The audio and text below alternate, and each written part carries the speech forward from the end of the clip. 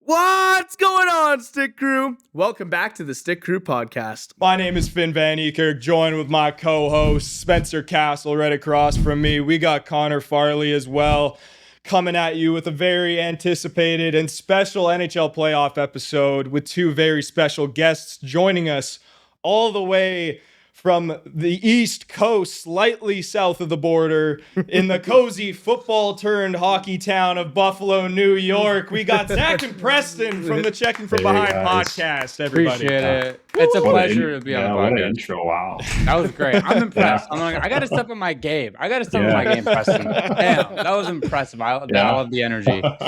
Boys, thanks so much for joining. If you guys don't know, Zach and Preston, they do a podcast as well on Apple, Spotify, YouTube, just talking mainly hockey stuff. We haven't really, this is kind of the first chance that we've had to actually talk with you guys. So it's good to collab with another fellow, sports podcast, kind of around the same level of growth and So do you guys want to kind of tell us a bit about yourselves and your story, kind of getting into this whole space? Yeah, so basically what happened was the whole origin of the Checking From Behind podcast is, I think 3 years ago, it was originally me and our producer, Chris, who just started it and everything. And it was a complete, I'm not going to lie, it was a complete mess. You guys were a football podcast, right? Yeah, we were football, baseball, hockey, you name it. And then we saw our hockey stuff performing really well. We're like, screw it, let's go to hockey. Let's do a rebrand. We were originally the Deep Dive podcast. And then when we wanted to rebrand, we're like, all right, you know what? Me and Chris have been friends with Preston. Preston knows puck. He's grown up a lifelong hockey fan, Sabres fan. Why don't we ask Preston to come on? And the first entire year of the podcast was completely the growth that it was very, very rough. Yeah. And then we finally decided to invest a little bit in an actual studio setup for in-person recordings, some nice mics, equipment. And since then, we kind of saw a little bit of growth in the podcast, but we've also met a lot of great people. And as we've grown, especially over the last year, because it's been actually since really January, we've seen a lot, not exponential growth, but a lot of the short form content, it's starting to get up towards the exponential stuff. And we've met a ton of great people. We've had a ton of great guests on, and this collab, I mean, me and you guys have been working on this for the last 3 weeks. We're finally able to get together. So it's been great. I enjoy it, boys. Yeah, dude, that's awesome, man. I mean, so you guys started about a year ago, you'd say, this whole... I think we're about 2 years in now. Mm-hmm. Yeah, probably a year since we've been doing consistent content where we started our studio and really got our stuff figured out. Yeah. So probably about a year since then. Yeah, since we got into a good spot. Mm-hmm. Right on. Yeah, dude, it's hard to stay consistent with it. It was kind of the same deal with us. We started with football mainly because we were starting in late August. Oh, that time of year, and rookie drafts, dynasty stuff, and then moved on over. It's tough to talk about hockey in the summer. It gets sometimes tricky. Sometimes me and Preston will that's during the season. Obviously, it's a lot easier to do it because there's action going on. But during the off season, it'll be the middle of August, and me and Preston are sitting there the evening before trying to come up with things to talk about. And we're why the fuck? We don't want to record, but we're we come up with fun stuff. That's when you be creative. It's all right. Last year, for example, I think 1 week we forgot doing an episode. We're let's do a tier list of NHL jerseys, and we did that instead just to keep it fresh, and that was fun. Right on. Yeah. It was kind of really similar to us. How our hockey stuff definitely it was more the short form stuff that started to do well, and especially the hockey stuff. So we've kind of been a bit back and forth. We got a lot of guys in the group that mainly prefer football content. So we kind of switch out the cast every now and then, and it's a bit of a mixed bag. Yeah, this is kind of the consistent three. There you go. Yeah. Love that. But yeah, you guys, we'll get right into our Stick Crew standouts here. But before that, just make sure to go check out the Checking From Behind podcast on Apple Music, Spotify, YouTube, and and check us out as well on Instagram, on the same platform, TikTok. We got a new Discord. Go and join that. X as well, and Mr. Sicko over there. Let's hear your standout. Start us off. Yeah, so my standout's a little interesting, not because the player is necessarily interesting, but because a stat I'm going to bring up is actually really interesting. It's Jackson Blake from the Carolina Hurricanes. So 8 points through 6 games. Phenomenal start to the playoffs for a second-year guy. It really is nice to see Carolina's younger players starting to kind of flourish, uptake in production.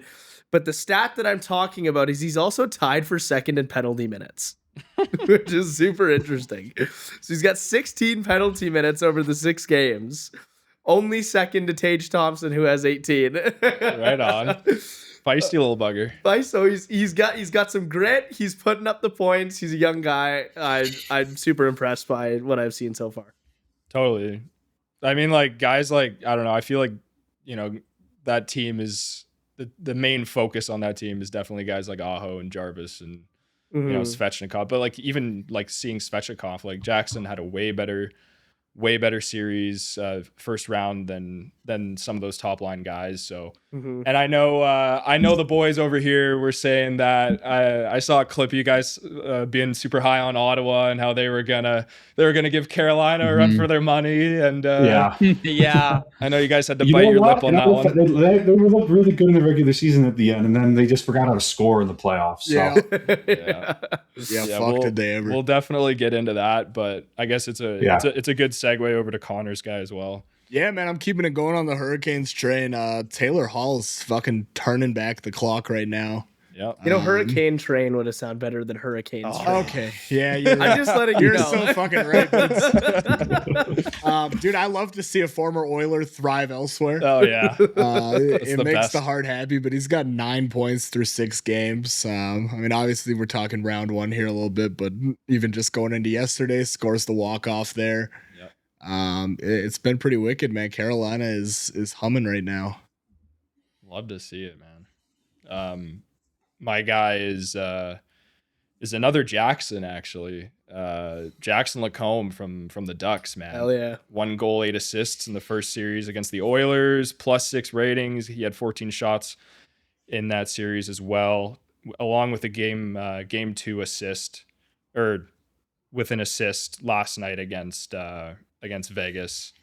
Led all defensemen in points throughout the first round until Quinn Hughes obviously passed him with the fucking shootout. Yeah, Shootout the other day. But yeah, man. I mean, he also had like a brutal open net that he should have shot the puck for last night against Vegas, but tried passing it. That was rough. That was pretty rough to watch. But I mean, other than that, great first round. Really helped kind of solidify that. Stabilize that D-core in Anaheim alongside John Carlson. Like, you can tell that, like, with John Carlson being there, it's really helped him. It's really kind of helped him flourish and take a lot of pressure off of him, like, offensively, having to carry that D-core. So it's been super fun watching them just as a whole, and he helped the Oilers get bounced. So I can't really complain about that either. We love to see that over here. Yeah, that's a great thing. Love to see that shit. But yeah, do you guys want to take it away, Zach or Preston? Who you guys got? I'll go first. So my standout for round 1 is Jakub Dobesh from the Montreal Canadiens. Yeah. I was super impressed with him, especially in the last 3 games of that series against Tampa Bay. I thought he was the reason they won that series. I think everyone watched that game 7 and saw how rough the Canadiens team looked. And Dobesh looked super calm under pressure. The moment wasn't too big for him. What he's doing as a rookie is super, super impressive. And I just really think he's the only reason why the Canadiens made it out of the first round. Yeah, it's crazy I too. like that pick of Dobesh. I know we've been kind of, riding him a little bit over on our side of things. Yeah. He's been great. And I'm going to stick with the goalies here. And first off, I would love to go with Alex Lyon here. How our boy Alex Lyon, 955 save percentage in the first round. However, though, I'm going to go a little bit different route here and go with Dan Vladar of the Flyers. He was outstanding in the first round. He had a 930 save percentage in the first round. Had a goal saved above expected of over 7, which only trailed Frederick Anderson and Allmark ended up finishing eventually third because Vladar had, he had the 6 games of getting that higher than him. Vladar, man, I mean, after time, and again, especially in games 1 to 3, he was like making saves. I think there was a save in game 6 where he sprawled out across the crease and made a phenomenal save. Even lingering in the round 2 as well, he's had a very good performance in games 1 to 2, especially 2. I thought he was very impressive as well. And he's one of the biggest reasons why this Philadelphia Flyers team got past Pittsburgh, got into the second round, and even I know they got dismantled in game 1, but game 2, Vladar, I felt like was one of the biggest reasons why the game was in overtime in the first place. Yeah. Gotta love that second pick. Flames legend. I love that. Darth Vladar. I love that. He, you know what? I even feel like he was an integral piece in that team, even making it to the playoffs this year. Oh yeah. Yeah, I agree. Oh yeah, for sure. They don't make it without him. Yeah, for sure. Yeah. No, and like that was one of the major shifts you saw in comparison to last year. And that increase in goaltending output really kind of put them over the edge. And then you see that in the first round too. It's like Carter Art who? Hey man. Who? Hey. No, I love that pick. That's awesome. Yeah. No, he's been so solid, man. And like such an underrated player, like especially when he was on the Flames for a while. Like nobody, I feel like nobody's known who he is until now. Like he's really kind of breaking through right now. He's shutting out the Penguins and everything. Like it's the Flames backup goaltender effect. Like they fuck off somewhere else and it's just a miracle. This is beautiful. Yeah. It's like Devin Cooley's gonna be on his way too. Yeah. Who's he gonna lead to the playoffs before the Flames get there as well? Yeah. Right. It's bound to happen. Yeah. And Dobish, man, yeah, he was so fucking good. And like Tampa's offense is obviously unreal. Missing Hedman, you can tell that had an effect on them, but like still like, like they were peppering him in almost every game. Like I'm pretty sure they were top 3 in shots per game. Like Kucherov was talking a lot of trash to him personally. Really? I don't know if you guys saw that. Oh, after whistles, he was getting in his face and yelling at him. And I guess in game 7, when they were going into the second intermission, Dobish went up to Kucherov. I was like, I know you guys are nervous as hell right now, aren't you? So I love the fight out of him in that. Yeah. And it even kind of goes back to the same thing, like another key piece in the back half of that regular season, getting them into the playoffs. Like, he was incredible. He almost got me a fantasy chip, but didn't quite make it. Connor's team decided it was going to go absolutely insane for no reason. The 8 seed just finally playing good. Cinderella story. Yeah. He almost got me there, but I think he's going to have a fantastic career for a long time coming. Yeah. I completely forgot that he was a rookie too until you mentioned it. Yeah. Like, I think it's just because he was starting so many games for them in the regular season. Like I kind of just completely forgot that. He kind of took over the net like halfway through the season because Montembeault kind of had a rough start. Yeah, and I don't think they wanted to throw their other goalies in yet. So he took over and he played really well. So no reason to pull him out now. You know what? You see this all the time where goaltenders get hot during the playoffs and then they get this massive leash during the regular season next year. And sometimes it works out, sometimes it doesn't. But with him in particular, he also played stellar throughout the back half of the regular season. So I think that lands him even more leash. Like I think Montreal would be silly to not give him at least 65% of the starts. Yeah. Oh yeah, he should be their number 1 goalie next year for sure. Easily. Yeah. Well, while we're on the topic of goalies for Montreal, what are your guys' thoughts on Jacob Fowler? Like, do you think he kind of takes a step next year in terms of like at least being the backup for Montreal? Yeah, I think Dobesh kind of taking this step this year kind of buys him some more time development and doesn't really, because I think that's really the only thing Montreal's been missing out of this rebuild is that true number 1 goaltender, because I think they have pieces everywhere else on their roster. And once they get the number one goalie, they're going to be a force to be reckoned with, I think, for the next 10 years in the NHL, with just the amount of elite talent they have stacked on that team. Yeah. So I think that just gives them more time to, see if Dobich is their true number one, that's great. They could probably trade Fowler and get a lot for him. Yeah. But if not, they give him a couple more years to develop, don't have that pressure of being a number one goalie on the Montreal Canadiens. And I think they're just going to benefit no matter what happens. I mean, playoffs is where careers are made, man. Like this is where that shit happens. Yeah. Like it's, we saw the same thing with Jacob Ottinger like a few years ago, these Jordan Binnington is a good example too, and he just kind of came out of nowhere and became an elite goalie in the NHL. Yeah.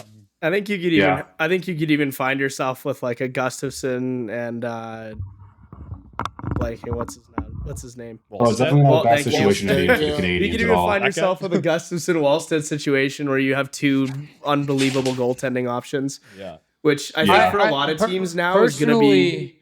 Yeah, go ahead. When it comes to the Montreal Canadiens issues and with goaltending wise, and I like that you brought up Gustafsson and Wallstedt. I think we're seeing the wild rumors about potentially trading Gustafsson in the offseason, depending on what happens, because Wallstedt has been absolutely stellar down the stretch into the playoffs. Obviously, he had a brutal game one, but it happens, right? And I think with the Dobich and Fowler situation, personally, I know Dobich has played phenomenal and he's been great in the playoffs. He's been great down the stretch. He was a key part in them winning 8 or 9 straight games to help them get back in the thick of things in the Atlantic Division in March. But looking at Fowler's numbers, like consistently wise, in the AHL over the last 2 years, he's posted a .914 and a .916 save percentage. In 17 games in the NHL, he was already at a .908 save percentage and was winning games. He sold them a game against Pittsburgh in one of his first career starts. And in Boston College a couple of years ago, in 40 games, he had a .940 save percentage. So I think it's a good situation to have if you are Montreal and to see these guys like Suzuki, Caulfield, Slavkovsky, Demidov, Hudson, like all these guys in their primes or just entering the primes or not even in their primes. Well, they're just getting started. Yeah. Exactly. Like to have this problem, to have goaltenders coming up and being NHL ready, young goaltenders at the same exact time is really what puts the Canadiens on a threshold and on a tier of their own in terms of having the brightest future in the league. And now we could be looking at them if they play their chips right, which they've done a phenomenal job so far in the rebuild, to be a Stanley Cup contender for, I'd say, until 2035, probably at least. Yeah, they're in a great spot right 100%. Now. Yeah, and I'm going to make a bit of a football comparison here, but I wouldn't be surprised if a lot of these NHL teams start moving towards double-headed goaltending rooms, kind of similar to kind of a two-back system. Yeah, you can, I don't know, you've seen traditionally, at least in the NFL, that's worked analytically much better. See lots of teams do that, and to have two guys who can ride the hot hand in a way is largely beneficial, because if you do have that one mainstay goaltender who's having either a down year or just a rough stretch, that can put you down numerous games. Whereas if you can tandem that, flip over to your other guy and kind of play that back and forth, you're going to get a little more consistency, I think. So I wouldn't be surprised to see them hold on to Gustafsson, even with the rumors, and see more teams kind of go in that direction. Yeah, and you can even see that in the teams that are remaining in the playoffs. Like, just off the top of my head, there's not really any teams that have like a true workhorse number one. A lot of them are all tandems now. Mm-hmm. Yeah, well, it's definitely much more common these days. Yeah, we've kind of seen what happened to like Connor Hellebuck this year. Like, like he dealt with some injuries, definitely wasn't himself. And even with Vasilevsky, like we'll get into that a bit later, but he didn't really seem like himself all series. Like he was letting in shit that he never usually does. Like 7 for 9 and ridiculous, right? But and I mean, Zach, while you were talking, we're currently watching the Minnesota Colorado game, and there were like 2 goals in the span of like 10 seconds. Oh, so what's the score? 2-0 or 1-1? They just flashed 6 seconds. 2 goals in 6 seconds. Like Nate just undressed Gustafsson on the first shot of the game, and then Kaprizov fucking right after that just doinked on black. What a series. Yeah. What a series. Yeah. So we're opening up hot on this one. But But yeah, does it leave a little bit of a weird taste in your mouth talking about like giving a little bit of glaze to the Montreal goalie that you guys are about to face, or not really. I'm fairly confident in the Sabres, which is a weird thing for me to say because I haven't been able to say that in 15 years. So yeah, they went through ups and downs against Boston. I thought they got through their rough spots. I think they have a deep team. They're a physical team. I think it's going to be a really fun series against Montreal, and I think Montreal's going to have a very different game to play against Buffalo and Tampa Bay. Very different style of play the Sabres play. So I think the Sabres are well equipped. Yeah, it's we've been like this over, I think, for the last year and a half or so, talking about the Canadians in this aspect about how we just are so. I'm a big fan of the rebuild. Yeah, I think they've done a phenomenal job. And I'm not afraid of the Montreal Canadiens because, again, I've seen what the Sabres have done all season, and they've had their backs up against the walls. Not necessarily like, they're down in a playoff series, for example, or this and that, but they've had games where they've had to make multiple comebacks, or they've had stretches of games like the way they started off the season. They could have just been like, well, season's already over, and they rattled off a 39-11 and 5 stretch of games that end the season to win the Atlantic Division. And they were down 2-0 with 8 minutes left in game 1 against the Bruins, and they came back and won 4-3. That was crazy. So, I'm confident in the Sabres team to be able to match the speed of Montreal, to be able to match the physicality. And I genuinely think now Martin St. Louis is a great coach. He's one of the best coaches in the league. What he's done with Montreal, Cole Caulfield, and the rest of the young guys has been very impressive. I think that we could see Lindy Ruff outcoach Martin St. Louis. Now, take that with what you will, because, again, it's a little bit of bias coming from myself. There, maybe a little bit more than bias. But I think there is a potential 7-game series on our hands here between these two teams. And I don't think we're going to see a ton of physicality. It's going to be physical. Don't get me wrong. It's a playoff series, right? These players, as the series gets on, are going to hate each other more than they already do. But I think we're going to see a lot less of a UFC fight night and more of a we're going to see skillful goals. And then if you get near my goalie, get the hell away. And then, Well, I think the difference in the series is probably going to be goaltending, but I think we'll talk about that more a little bit later, I'm sure. Yeah. So yeah, we'll get to them in a bit here. 100%, man. That's a good outlook. We'll quickly go over the draft lottery here and kind of what just unfolded. As it's a little raw, and we were just watching it like absolutely baffled by the way that they do it with all the numbers. We were trying to make sense. For one, I hate the fucking lottery is. And like to begin with, all the little balls. But yeah, it was hard to watch, man. Our odds just fleet away. The Flames dropped down to 6th with the Rangers at 5th, and then is it the Blackhawks at 4th? Blackhawks. Blackhawks, and then Canucks at 3rd. They fall from, and then San Jose, and then Toronto Maple Leafs. First overall pick. Oh my god, man! How do we? What are your guys' original fresh reactions? I was pissed. Yeah, I fucking hate the Leafs. They're right across town from us. I was excited, because the draft's in Buffalo this year. As me and Zach are probably going to go down there, hang out. They're and our now I Oilers. really want to go. It's just going to be fucking downtown Toronto. All the Leafs fans are going to come down here. This is literally the only positive thing that could have happened to them to potentially fix their team this summer. And of course, it had to fucking happen. Yeah, I'm not happy about it. Yeah, they're like the Edmonton Oilers to us. It's a bit of a close rivalry. In numerous aspects for myself. Being a Kings fan as well. But it just sucks, man. They've been shit on all fucking week, man. Hiring John Chayka, they've gotten absolutely pissed on all week. And for that hiring of John Chayka, they don't deserve this. They deserve the Boston Bruins to have the draft pick. Yeah. Yeah, I agree. And that was the flip side, is that they would have lost that pick had they fallen outside of the top 4. Well, yeah, and then there's news coming out that Matthews might ask for a trade, and unless they make major changes and getting a number 1 player in the draft is going to help make a lot of changes. Yeah. Probably the best thing that could have happened to them. Well, that's not even making a major change. It's the shitty part. That's having one made for them. They didn't even do anything. They just get lucky. It's bullshit. I don't like it. It's not even Vancouver was tanking for the number 1 overall pick. They just genuinely sucked. Yeah. And now they're picking 3rd overall. Like, that's bullshit, I think. I think lotteries are bullshit. Yeah. Yeah, we were saying we had fucking Sundin on the screen there at the lottery. I don't even think he's got an office yet. Like, it's day 1 of the job. He's day 2 still in the job. hotel, he had press conference Watching yesterday. it from the hotel. Yeah.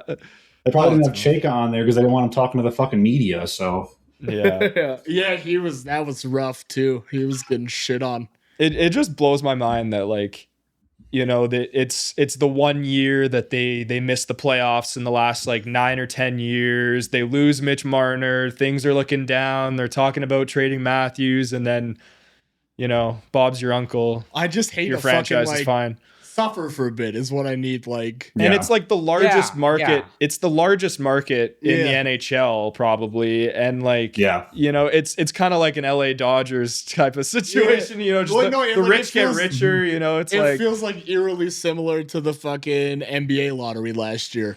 Oh yeah, like the flip off Luka Doncic, and they're bailed out a couple months later with the 1st overall pick, and it's like. You make stupid decisions. I want you to pay for them for a little while. Yeah. Fuck Gary Bettman. That's all I got to say. Yeah. Fuck Gary. And he's just standing next to that little pinball machine, like he's watching the dollars. He probably doesn't even know what day it is. Yeah. How much will Jerry I make Jones off those Gavin McKenna jerseys? Maple Leafs Gavin McKenna jerseys, mind you. Fuck. Yeah. So I mean. I'm assuming it's the consensus that, you know, they're going to take McKenna. I would imagine so. I would think so. I would say there's a better shot they take McKenna than not, but I think a guy you can't rule out is a guy like Stenberg, who is kind of... he's definitely an option.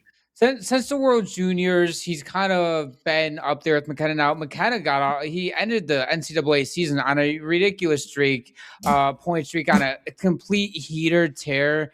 And if I'm the Maple Leafs, I'm going between either them two, McKenna or Stenberg. But I don't think it's complete consensus now. A guy who I think and now I'm coming off the Maple Leafs for just a second to San Jose at number 2. And we all know about how their forward group is disgusting. They have so many young guys celebrating Will Smith, Eklund. They even have some vets in there like Tyler Toffoli. But I think it could be a legit scary team if they were able to get Chase Reed 2nd overall. If they picked Chase Reed 2nd overall, which the Maple Leafs obviously aren't going to pick Chase Reed, but a 6'2", 195-pound defenseman for San Jose, you add him back there with Dickinson. I mean, that's your 1-2 punch for the next 10+ years. I mean, it's hard to turn down like a number 1 winger to play with Celebrini though. Like him, Will Smith, and you know Strenberg or McKenna. That's terrifying. Yeah, it is very terrifying. I think you can't turn down a puck moving defenseman who has an all around 2-way game, man. Is physical too. When you kind of lack prospects, you know exactly. Like it's like my steak is too juicy or some shit like that. I don't know. Yeah. So you think the Sharks they pass on Stenberg? I don't think. I think they'll take Stenberg. I think they'll take whoever Toronto doesn't take. Take whoever's left. I think Toronto takes either McKenna or Stenberg. San Jose will go Chase Reed, and then Vancouver will take whoever Toronto doesn't take between Stenberg and McKenna. Yeah. Well, I think Vancouver would be super happy if that happened. I don't see that happening. Yeah, if Vancouver got Stenberg. If Vancouver could stumble into Stenberg, they'd be thrilled. Yeah. They would be thrilled. Well, I'll give you guys. Daily Faceoff already has an article on the kind of just a 2026 mock draft after the lottery. So they got Maple Leafs number 1, San Jose taking Stenberg, the Canucks taking Caleb Malhotra. That makes sense. And then Chicago taking Chase Reed, New York taking Keaton Verhoff, and the Flames taking Carson Carrolls. Yeah, that makes sense to me because I think Vancouver really, really, really needs a young forward. They need players in general, but they need a young top end forward prospect desperately. Which is wild because they still have a guy who is like fairly generational in Elias Pettersson, but he's been so wishy-washy, right? Yeah, I don't know if he can be salvaged there. I think they might need to move on from him, but they need to move on from a lot of shit there. Vancouver's kind of got to I'll even move on from Jim Rutherford. I don't know how he's still employed there, but it's so real. Yeah, but yeah, congrats to the Maple Leafs. Fuck them. Fuck you guys. Fuck the Leafs. But yeah, we'll kind of go over to the Calder finalists, which were just announced right after the draft lottery. We got Matthew Shaver. We got. Do we need to talk about the rest? Wait, guys. We have breaking news. This is legit, not a drill. Speaking of Jim Rutherford, he's stepping back from role as Canucks president of hockey of ops. No. President of hockey. Wow. Oh my I just God. spoke it into existence. He will transition to an advisor role after the 2026 NHL draft. This is not a joke, by the way, guys. Wow. Did you just You literally just spoke Preston that. here just fired a man live on. I'm telling you, bro, the voodoo's real. Yeah.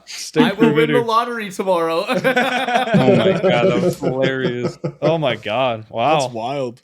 Shit. Well, that's actually is insane. I literally just said that, and now he's gone. That's wow. I know I threw us off topic, but that was funny. No, that's huge. So funny. Yeah, you heard it first here on the Stick Crew, I guess. But, there you go.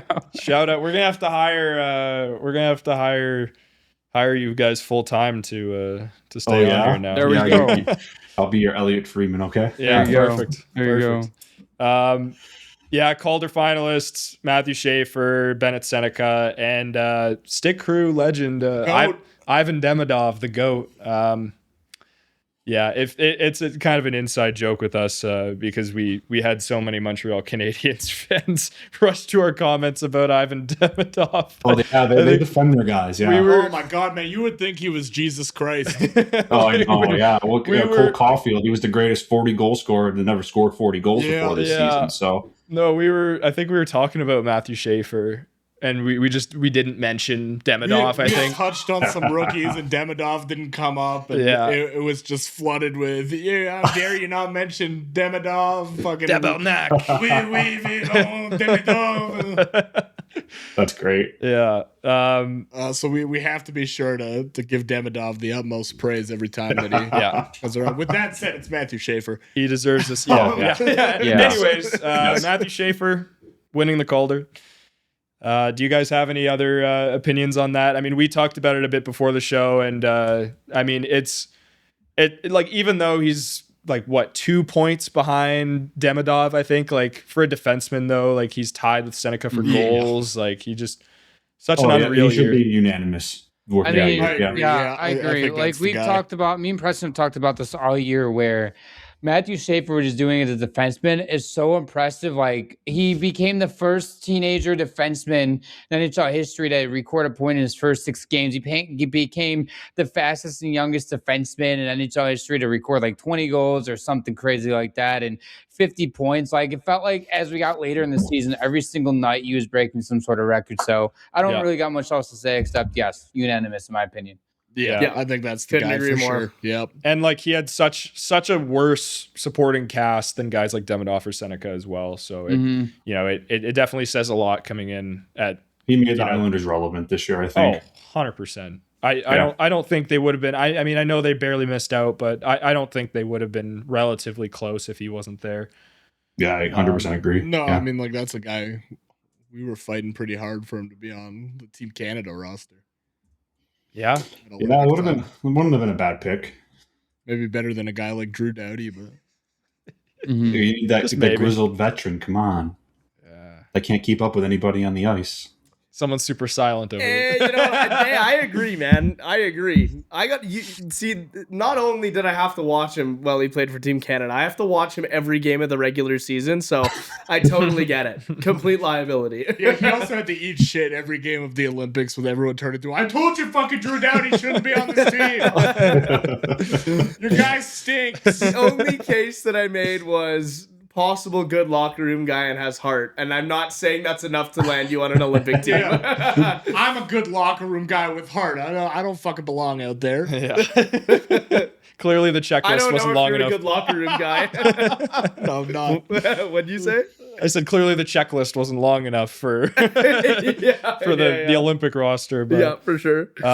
We'll kind of skim through our first round recap here, you guys, because it's kind of yesterday's news. But your guys' Sabres, they make it through the first round for the first time since 2007. I'm hoping you guys have all the Sabres stats just fucking lined we up got here. everything. Isn't that all mental, 32 though, teams, man? we got you guys. The MCU, the Marvel Cinematic Universe, had started. Yeah. I was in middle school. So. That shit's got like 75 movies. Preston goes, I was in middle school. Yeah. Makes me feel old, man. But yeah, dude. Such a fun series to watch. I was a bit on the fence. I'm not gonna lie. Like my pick before the series was definitely the Sabres, but I think after game 2, I was really worried because they kind of like they took their foot off the gas for a while there, and it was kind of a similar story where, you know, they let the Bruins kind of rule the game, like the entire game up until the last like 10 minutes or so, and then finally decided to score. And like, you know, that kind of had me leaning the Bruins after game 2, because I was like, I don't know if the momentum's swinging here or if they just didn't come with the right energy, but they really came back and proved to everybody that, you know, they deserve to be there. And you know, the hype is real in Buffalo. Yeah, and I think they just got adjusted, right? Like they just kind of settled in eventually, and it's a lot of pressure, you know, not having a fucking series win under your belt in almost 20 years. You're finally, I'm sure the city's just fucking electric. Ruff did a good job, like tempering expectations, where he's like, you guys, this is not on you guys. Like this 15-year drought, you know, this 20-year series win drought. Like none of you guys were even like, you guys were all kids when that happened. So like, don't worry about that. Yeah. Just worry about you. And I think Lindy Ruff did a really good job, like keeping the guys focused on what's ahead of them. Yeah. And I think that helps going into next round too, right? Like that's it's out of the way now, right? That expectation's not there. Yeah. It's a lot of weight off of the shoulders. No matter how it kind of ends at this point, it's kind of looked at as a success. I honestly think part of it too is the crowd at home. I think was a little too crazy for them. They were great on the road all year, especially in the playoffs. But like, because I was at the games, and like game 1, I'll never forget the atmosphere. But like you could feel the electricity in the building, and I don't know if the players were like getting nervous because of that, and they were too afraid to like make a mistake, and they never really got to their game. Like hopefully they'll settle down a little bit in round 2, because they're going to need win home games to move on. So yeah, Buffalo sports fans, they're used to high expectations, and that's you know. Listen, sorry, continue. I'll say this now. So I got season tickets for the Bills, and I wasn't at the Sabres home game like Preston was, but I can almost guarantee you that no atmosphere for the Bills would compare to being in any playoff hockey game inside of KeyBank Center. Like I was at the Buffalo against Ravens divisional game. I was at the Chiefs ones. There were even regular season games that were lit, but being in that arena and just, I know TV doesn't do it any justice. Like that arena. Dude, my ears were ringing the next day after game 1. It was it was the loudest place I've ever been in my life. Preston literally, so we have like a little Discord group chat between just me, our producer Chris, and Preston. And after the game, Preston goes, I literally cannot hear shit right now. Yeah. Even in the streets, man, like they were doing some crazy shit out there. It's gonna be fun to see. Yeah, the Montreal fans and the Sabres fans trying to see who could be more crazy. Oh my god, I would be scared to bring a child to a Montreal Sabres game. Like, there's actually a ton of kids there too, which was shocking. Yeah. Like as a parent, my god, but gotta teach that little fella sign language.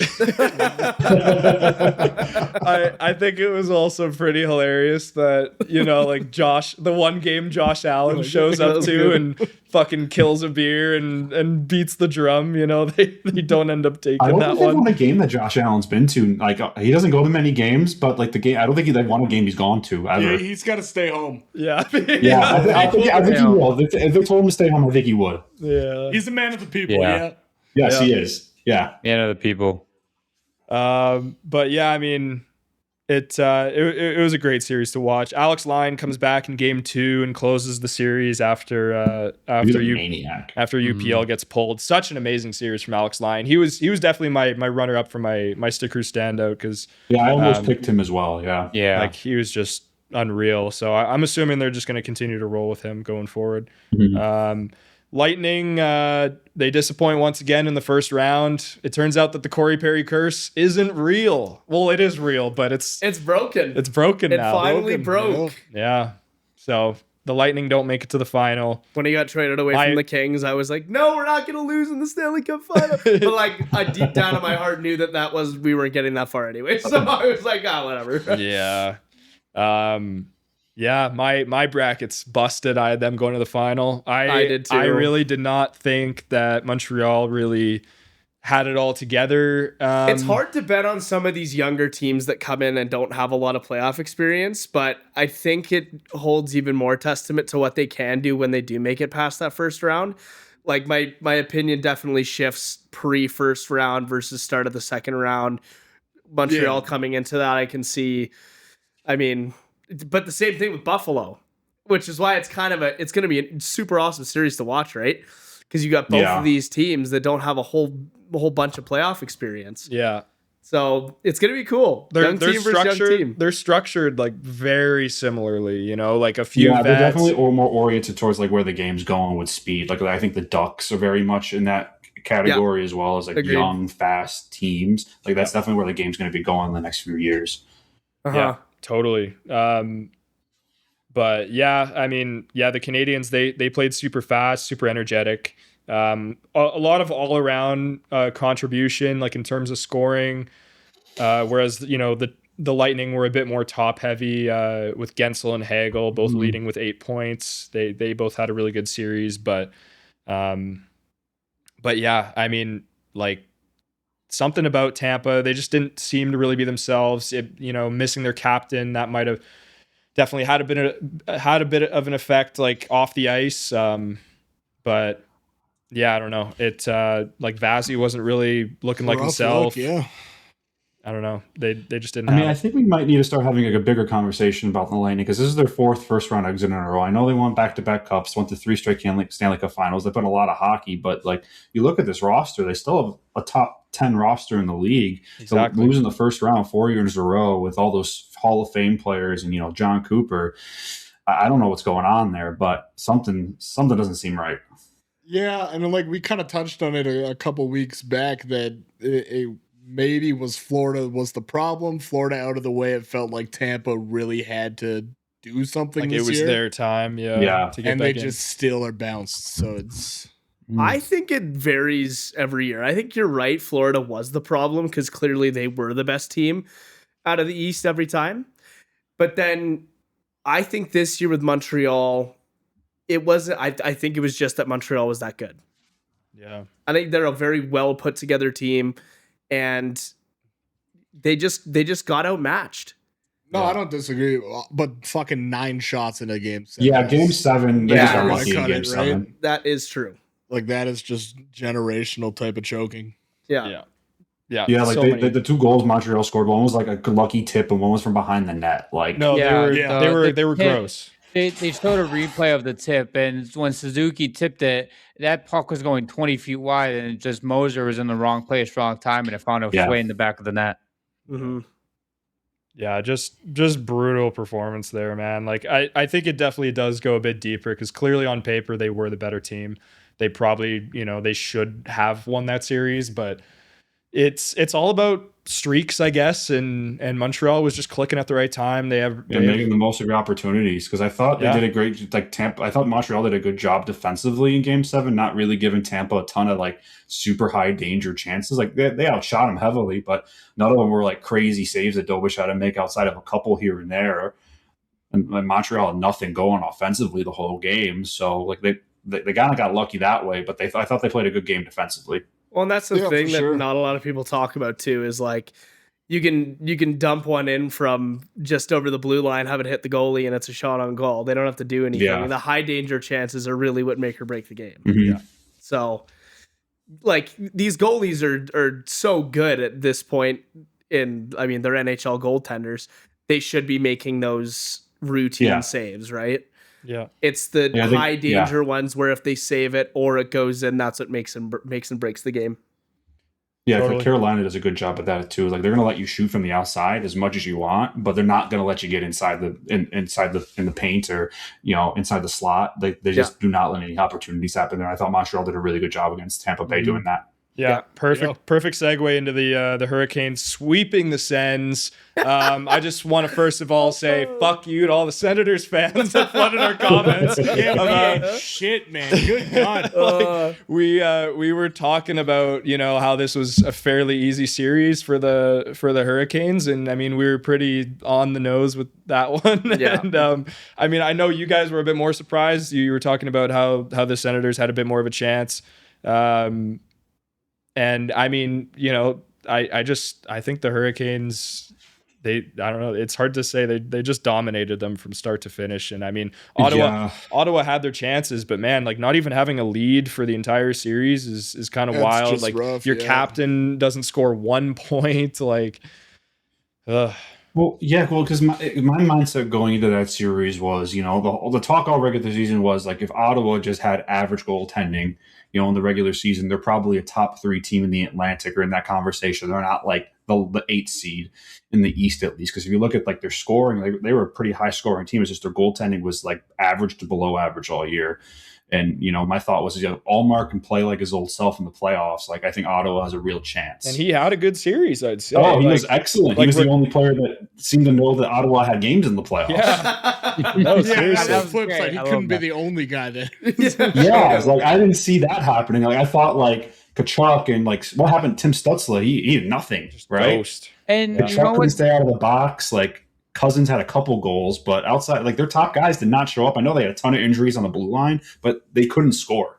And you know what? That was the same way too, because we went into kind of like our playoff preview as we both still picked the Hurricanes to win, but we initially thought the Senators might steal a couple games, or if there was one team that had the best chance to upset Carolina in the first or second round in that Metro bracket, it would be Ottawa. And Ottawa fans loved it. Obviously, we were completely fucking wrong. But like a clip that really caught my eye, I think it was either game 1 or game 2.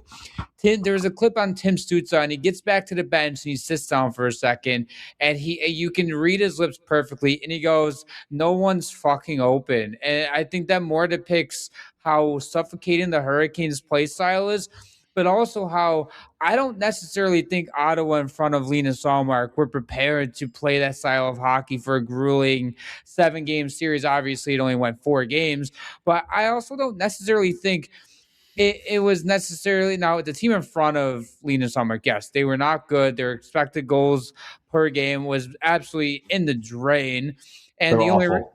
The only reason why this series was so tight, like just box score watching, was because Linus Ullmark had a 6.7 goals saved above expected in 4 games. That is ridiculous. And also, he ended up getting outdueled by Frederik Andersen, who also had a 955 save percentage. Andersen really need to do much in that series, though. Like, really, like he wasn't faced with a lot of high danger chances. Even like game 4, where Ottawa's back was against the wall. I don't think they really ever tested him that heavily. I think Ottawa had the least amount of shots per game. I think it might have been them or Montreal.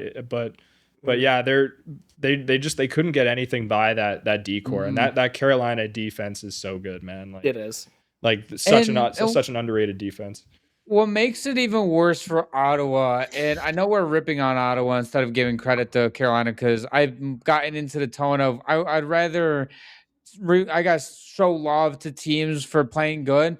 But Ottawa's expected goals percentage, man, at 39.54%, that was worse out of any of the teams that qualified for the playoffs. Corsi percentage was last. Fenwick percentage was last. They had 5 goals in 4 games. They allowed 11 goals in 4 games. Expected goals for was 12.57, though, which is obviously double than what they had, which means Frederik Andersen also played a hell of a series. I think he was the only goaltender with more goals saved above expected than Ullmark, but also the team defense for Ottawa was complete and utter dog shit. They had an expected goals against of 19.22, which was one of the worst in the first round. And obviously teams are going to have more on this chart because of the second round. But it was just very porous. I did not expect that Ottawa team like that to come out. Their PDO was in the fucking drain. Like, special teams was not good. I think they were like 1 for 23 on the power play in the first round.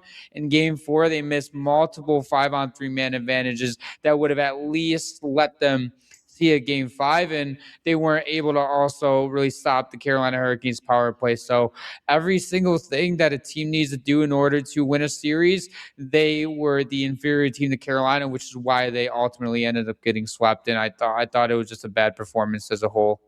Yeah, just not a great look. Hard to deny any of that. We got some vintage Freddie Anderson, some vintage Taylor Hall. Logan Stankoven. Taylor Hall, yeah, turning back the clock.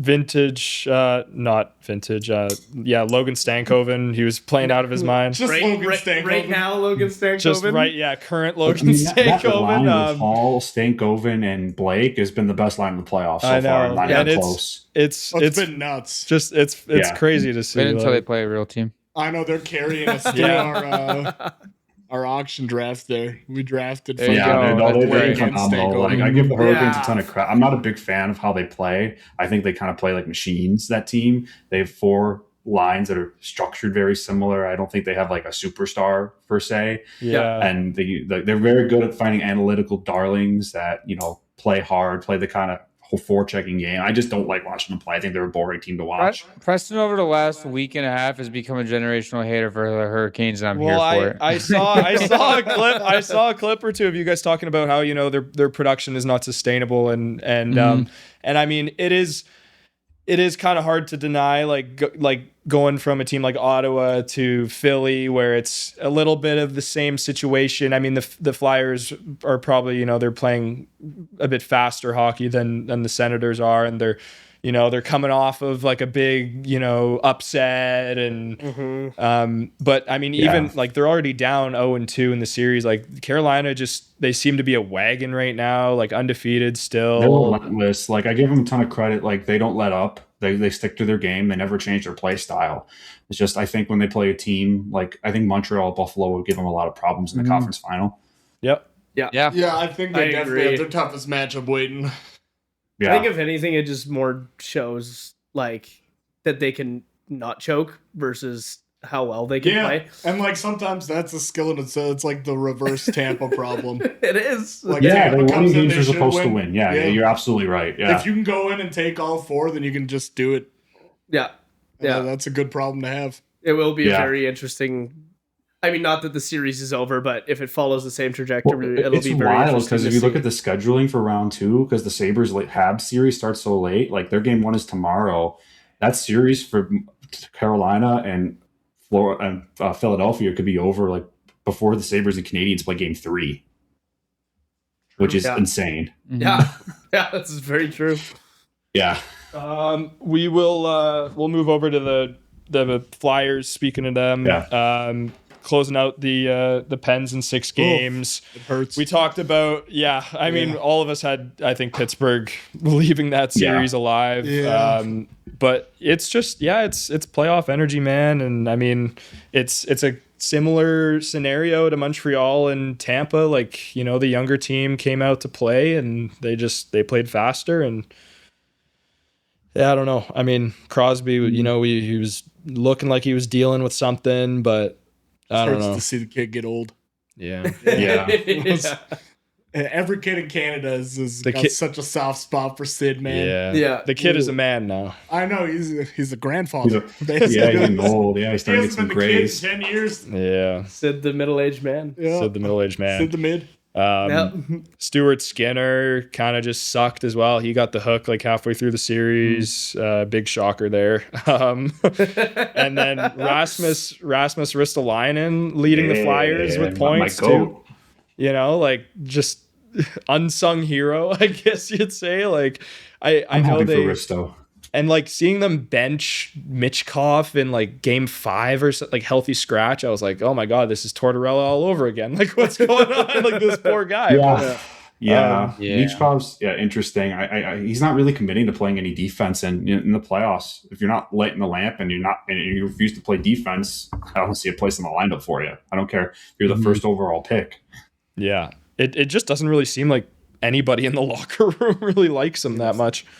But I don't know. I don't know what's going on there. I don't know the guy, so can't speak on that. No, that's valid. Yeah. I don't know if it's like a personality clash or an ego thing, or if he just doesn't want to play the style that Talkett's asking him to. Because it was an issue with Tortorella too, so it might just be a personal thing with Michkov. Exactly. We talked about Vladar a little bit as well, but yeah, Flyers. They really showed up. They almost completed the sweep, and you take that as a success if you're a Flyers fan. Philly's got to be nuts right now. Even if you get swept by the Hurricanes, I mean, they're not supposed to be here. They weren't like I said this on an episode a week and a half ago or so. The Flyers coming into the season did not have expectations of making the playoffs. The better you play throughout a season, the higher expectations get. Their expectations coming into the playoffs was sick. We're in the playoffs.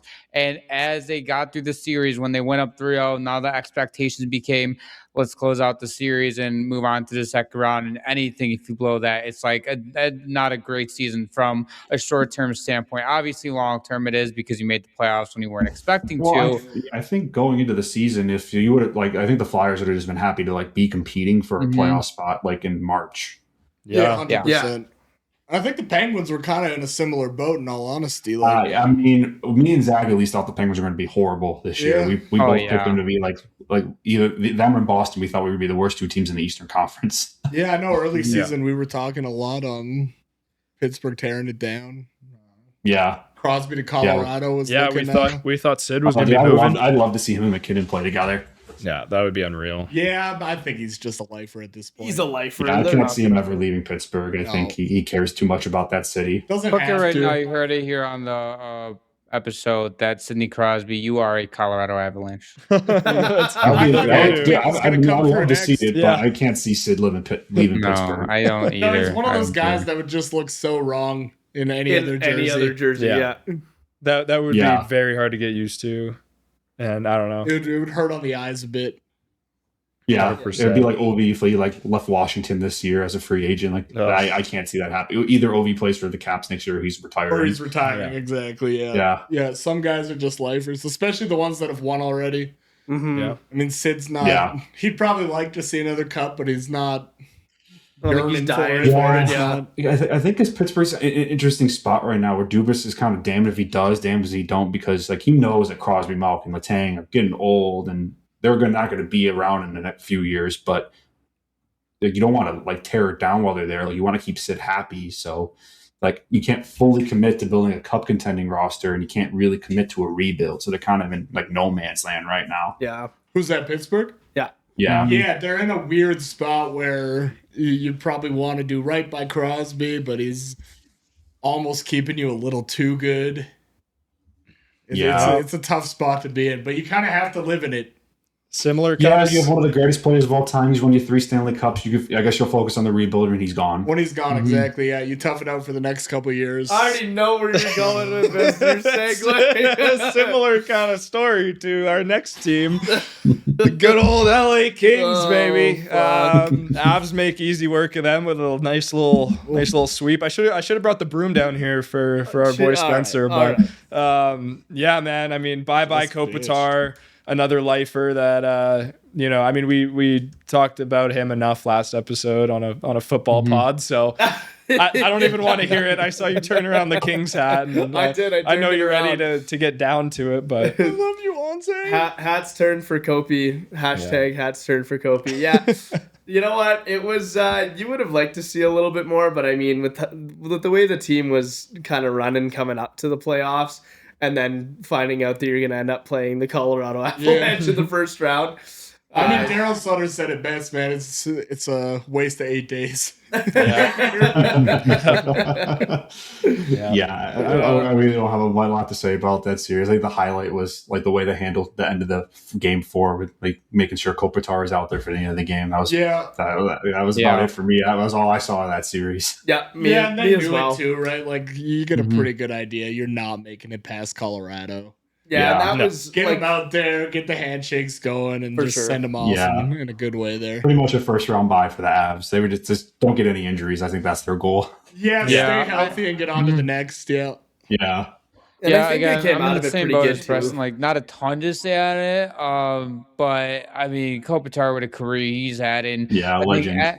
I think the Avalanche goal in that series was just winning 4 games, and I thought they did a really good job. And I know LA and Forsberg held themselves in the first 3 games, but they kept it competitive. In the third period of Game 4, it looked like the Avalanche just kind of put their foot on the gas for a second. I think the Kings just ran out of steam. And I think the Kings were like trying their absolute heart out to stay alive. And the Avs were kind of just on cruise control until. It never looked like the Avs were really trying in that series. Even the first couple of games, they were just like, we'll play with our food a little bit, I guess. Yeah, like it was closer than I expected it to be. Like it was only they weren't blowouts. They only had like they were both 1-goal games. I'll give the Kings credit for not for at least putting up a bigger fight than the Senators did at least. Hey, they went to overtime. They did. And you know what? Like the other thing too is, like LA needed to steal a game or 2 in the first 2, and with all of the open net opportunities that were missed, like you could just tell that they were done after that second game, and the missing pieces in Fiala and Kuzmenko coming back late, like you would have needed all the stars to align in order to really have a good solid shot. Going forward, I think it's going to be very interesting to see what they do with that team. You do have Panarin on for that 2-year contract that he signed. So that will be interesting because that's an older piece that you have. Kopitar leaves. Does Doughty stick around? Does he retire? He's talking about wanting to see. And then you have some younger guys like Laferriere who's starting to come into his own a bit. Is Byfield ready? Like it's going to be weird. It's going to be another kind of limbo situation, but it's not held by keeping one player happy anymore like it was when Kopitar was around. So a little bit more wiggle room there. Yeah. Well said. Yeah, for sure. We'll go over to the Wild beating the Stars. Hell of a series. Go Wild! Yeah, go Wild, baby. Yeah, I was. I guess we were on the Wild train there. 100%, dude. I just had some gut feeling about it, man. Like I think that the Stars are kind of, they've been cursed with this playoff success drought, like kind of like Tampa Bay in the last few years. Like they can't get over the hump. They can't get over that hump, and I thought Minnesota, they kind of had everything that they needed to beat a team like the Stars. And I mean, it was back and forth at first, but then it kind of just seemed like the Stars really they got a bit lazy. Like their defense was kind of lackluster there, like in the last 2 games. Like they were just letting in. They definitely looked like they let off a little more than and like Braden. you got you got guys like Quinn Hughes and Brock Faber emerging in the playoffs here. They've been like such an amazing pairing to watch, and like the chemistry is really there. Wallstead, his first kind of full year playing in the NHL, they come out of the gate giving him the start, kind of surprised everybody. Yeah. And it worked, it kind of paid off. He finished with a 205 goals against average, 924 save percentage. Can't really say that after game 1 of the round 2, but they kept him in that whole time too, didn't they? They did, yeah. Which I guess one or maybe 2 were an empty netter, but if it's firing back and forth like that, then yeah. I think in a game like that, because Wedgwood wasn't great either. No, like when both goalies are kind of letting everything in, you just keep them in. You just kind of commit to it, hope that someone kind of clutches up there at the end, but yeah, no. Matt Duchene had an amazing series. Jason Robertson, I think he almost scored every game, and I was gonna ask, like, do you guys think that missing, I mean, their top center and a guy like Rupe Hintz and even Tyler Seguin. Like, do you think that has like a huge impact on what way the series is going? I think with Seguin being out, he was out because most of the year. I don't know if that really changes much. Hintz, they definitely missed a ton. Yeah. The Stars are really ineffective 5-on-5, like borderline useless 5-on-5. Almost all their goals were scored on the power play. Minnesota, outside of the shorthand, like penalty kills, controlled most of that series.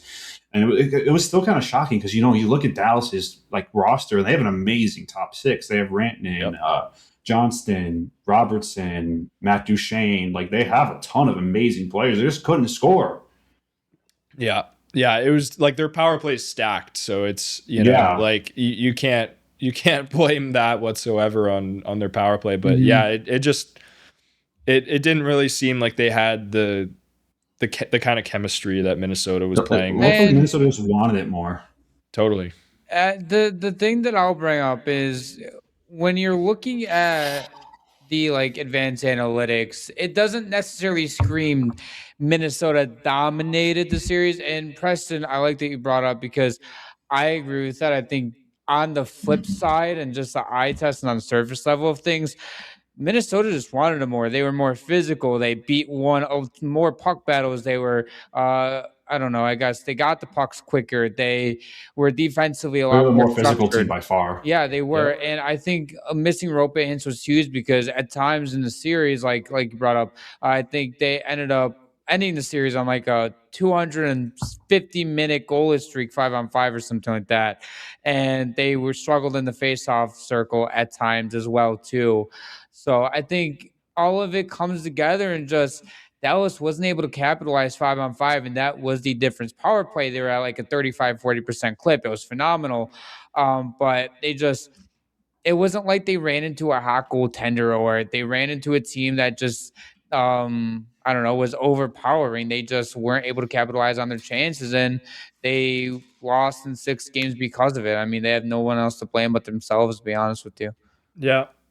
Totally agree. Yeah. Kind of shot themselves in the foot there.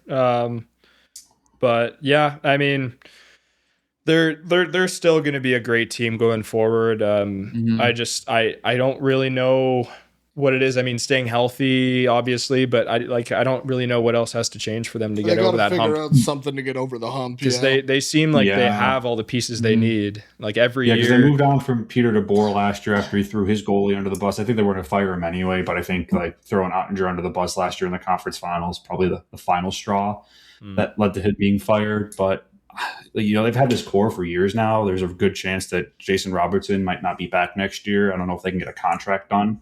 So they might end up moving him. Yeah, I don't know what really more Dallas can do to get out of this core. Like, obviously, staying healthy is a big part of it. Like, Hintz makes a difference, but I don't really see them being able to make too many major changes to this roster next season. No, and like that's just the way it is for some teams. Some teams build it up, get close enough, and they just never quite get there before they gotta tear it down and get back to the next. Yeah. Interesting case. Vegas, they take out Utah. Another series that people thought was going to be really close, and it was for the most part. Utah really came out hot. They came out fast. Kind of very similar to the Ducks and the Flyers, and first year in the Stanley Cup playoffs. It's super exciting for the fan base, and everybody's on that train, but I think just the experience of the Knights and kind of just the depth of that roster really prevailed. But do not fear, because the future is bright for the Mormons.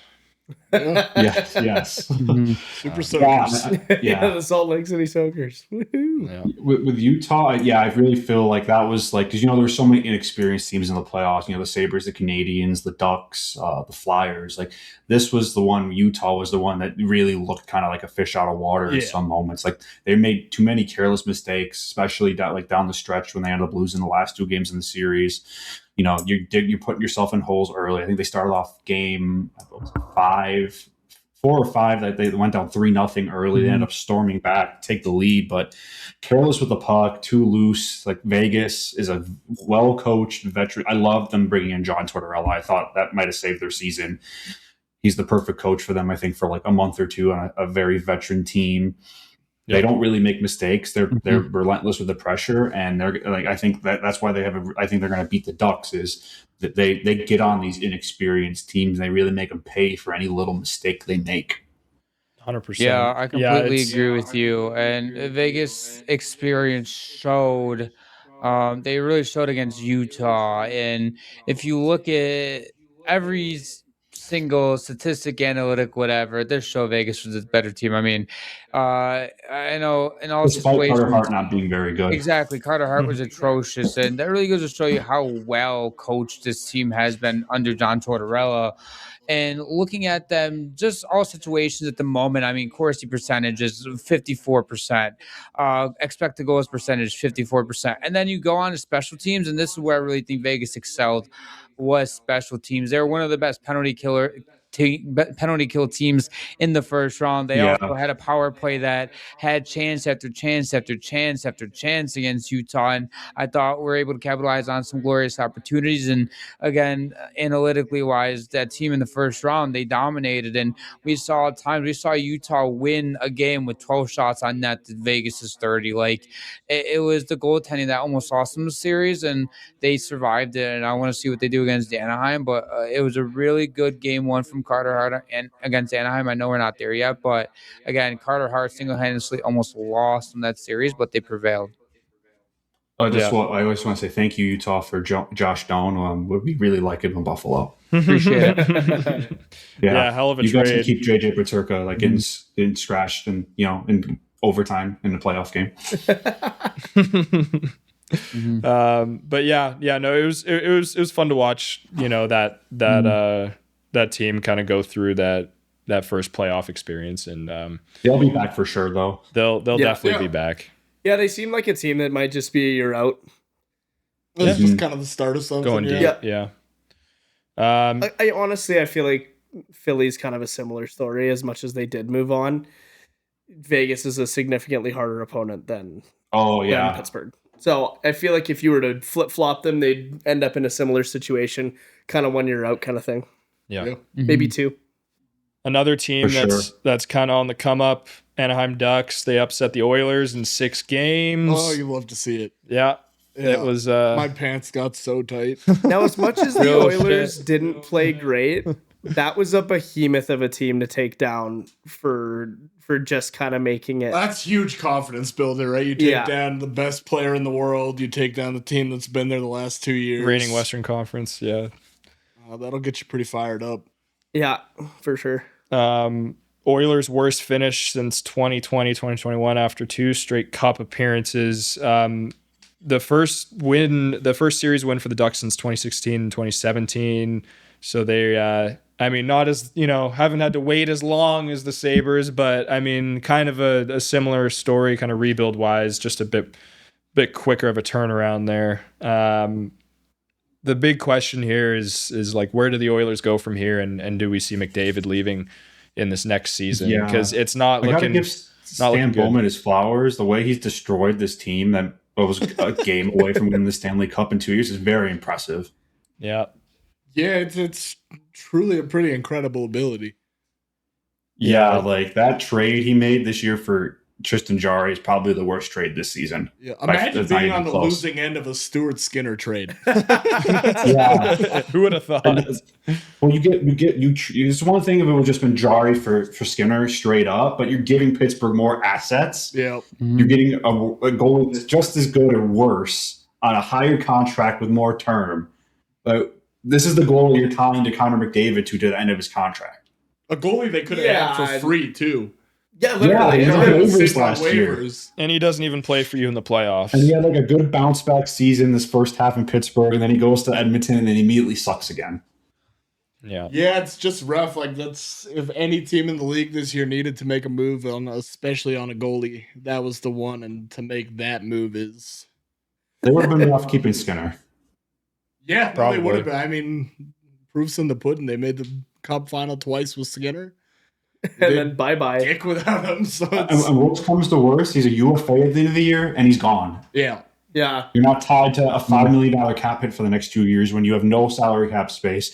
You have the best player in the world who is probably going to be gone in 2 years because you can't make any moves because you have no space, you have no prospects, you have no draft picks. Yeah. Like, I don't know where the Oilers go from here. Well, that's just it. They're kind of just stuck with, I hope it works out. If not, he's gone. Well, I guess if they want, like, if McDavid does ask for a trade, like, that'll like get them really in a good place to rebuild again. 100%, yeah. And I think if he's gonna leave, then they almost have to trade him because you can't lose a McDavid for nothing. Yeah, I think he'd do right by them. I don't think he'd pull a John Tavares in New York, where he says, "Oh, I'll resign with you guys," and then doesn't. Yeah, I think if McDavid like I'm not going to resign, he's like, just trade me so you guys can get something for me. And like, especially with the way that he was talking, like in the post game, like just about management and everything, like it's got to be raising a lot of eyebrows in terms of their office, and they got to have some sort of idea that he's not very happy and the time is ticking. So I don't think Draisaitl, like, I wouldn't rule him out, maybe wanting out too, because he sounded just as unhappy as McDavid did in the season press conferences. I actually heard from it was Callie who knows the coach for the Stars. What's his name? The head coach for the Dallas Stars. Head coach? Yeah. Gulutzin or whatever.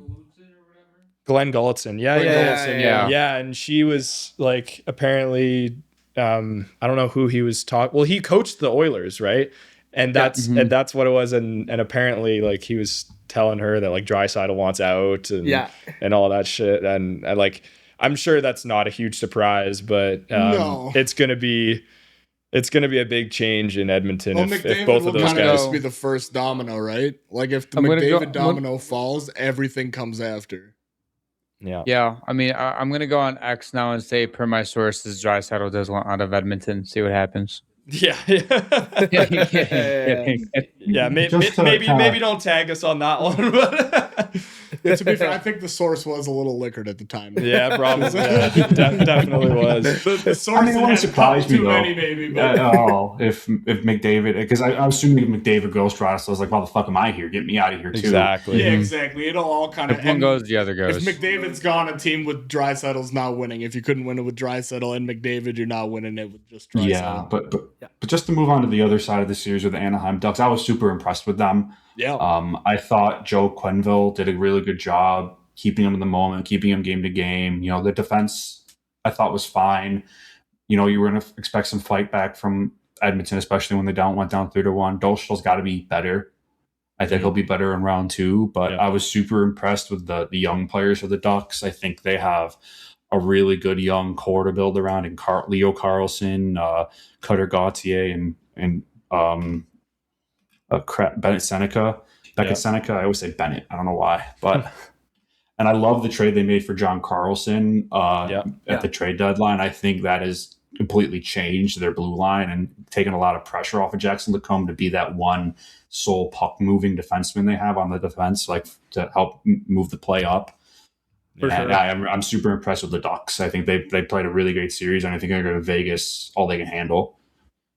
Yeah, totally. Yeah, I mean, you hit it right on the head. I've been very impressed with Jackson Lacombe of Anaheim. Thought they also had a really iffy series, but you know what? They held in there and they got the job done. And Jackson Lacombe, man, I can't say enough good things about this defenseman. He's becoming a true, very, very good two-way defenseman and soon to be elite defenseman. Hasn't even sniffed his prime yet, and the way that he was just making plays in the defensive zone, which I thought he really stood out because he's always had this offensive upside in game to him, but we haven't really seen him grown into a guy who can make defensive plays consistently. We would see spurts of it where he looked really good, and then he would have the defensive lapse like a young defenseman would, and I thought he really came into his own in the series against Edmonton. Did a really good job in games 1 to 2 of shutting down McDavid.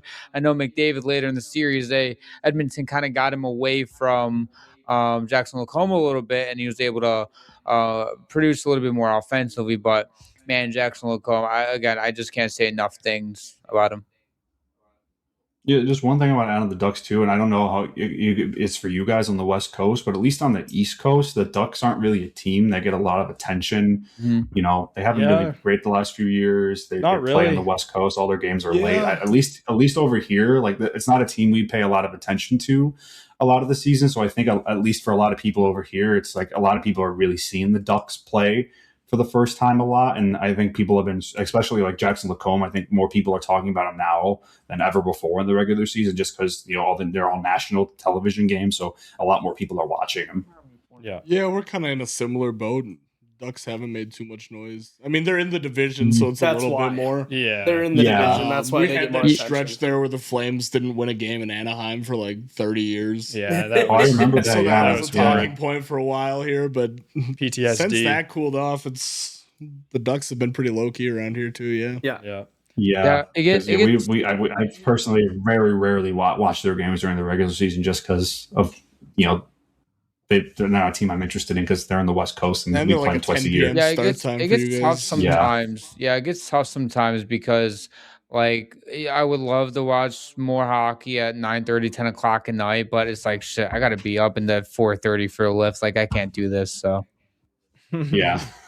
That's where we got a beautiful time zone. So nothing's really too late for us, too early. Yeah, except for football. Ugh. Can be too early.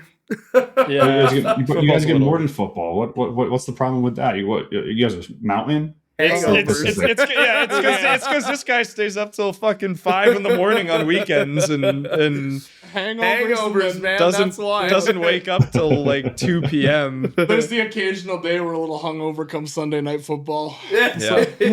Ready for a nap at halftime. Yeah, pretty much. Yeah.